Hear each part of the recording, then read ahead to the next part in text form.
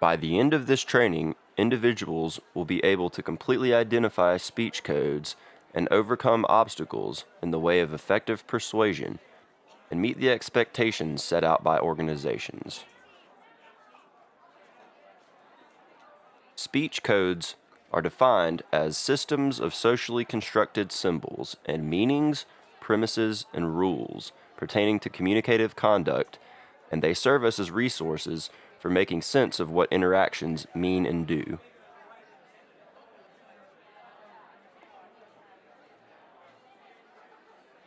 Ethnography analysis of speech communities helps further understand speech codes and symbols used in communication.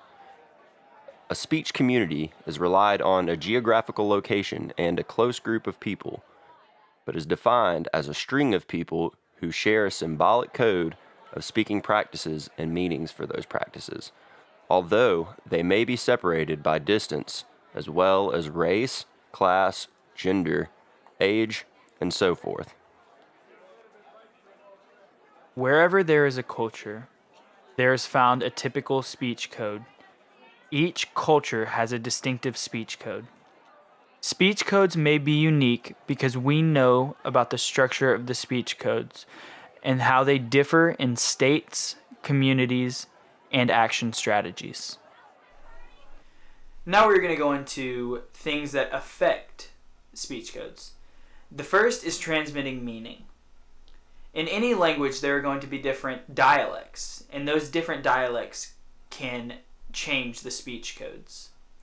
The second is going to be nonverbal cues. In any speech code, there are going to be speech words hooked up with nonverbal cues. And if these change, it can change the meaning of the speech code. Third is the conversational rules and discourse. An example of this is there is a speech hierarchy in Japan when women can speak only when spoken to. And last is called the foot and mouth syndrome, which, as referred to earlier in this video, when the speaker was talking about Japan, this is when somebody knows the rules and violates them, and therefore puts their foot in their mouth and wishes that they hadn't have said what they had said before. These are some of many things that can affect a speech code. In regard to the places of speech codes, there are 3 places where the terms, rules, and related premise to the conversation itself changes. The first is culturally. I took a trip outside of the US to Japan. I was in the airport with my father when I looked up and saw Japanese writing. I asked my father, "What does that say?" "Ching chong?"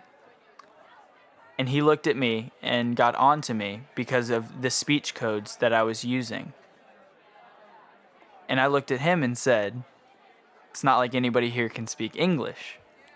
At that time, somebody turned around and said, "I can," and got on to me. That is an illustration of the way speech codes would change when you're outside of your comfort. Second, your speech codes can change in social drama. When a public confrontation takes place, your speech codes are going to change as opposed to being in a private quarters. The third place is a ritual worship. Your speech codes are going to change in the place that you worship. A gentleman by the name of Jerry Philipson created 2 studies. The first was done in the 1960s and early 1970s, and it was called Teamsterville. Later in his life, Philipson did another study called Nakarima, which is American spelled backwards. Philipson took a look at these 2 studies and compared them and came up with a list of 6 truths about speech codes. The first is the distinctiveness of speech codes. In any given culture, there is a speech code. Second is the multiplicity of the speech codes. There can be multiple speech codes existing in each given speech community. The third is the substance of speech codes. A speech code has a distinctive psychology, sociology, and rhetoric. The fourth is the meaning of speech codes. The speech code community assesses the meaning of speech codes. The fifth is the site of speech codes. The terms, premises, and rules of a speech code are inextricably woven into the speech itself. And lastly, the discursive force of speech codes. That speech codes impact life. All of these truths were gathered by Jerry Philipson through his 2 studies. In the formation of a speech code, there are 3 different elements that are used. The first is rhetoric. Rhetoric is concerned with the discovery of truth and the persuasive appeal. Second is going to be psychology. This is used to study what people think, which in turn describes why people do what they do. And the third is sociology. Sociology is used to study symbols that link people with other people. Speech codes are meant to help observers or participants to predict what others say and how they interpret what is said. Speech codes are focused on speech acts and human behavior. Communication involves verbal and nonverbal cues that help gain an understanding of people's motives and actions.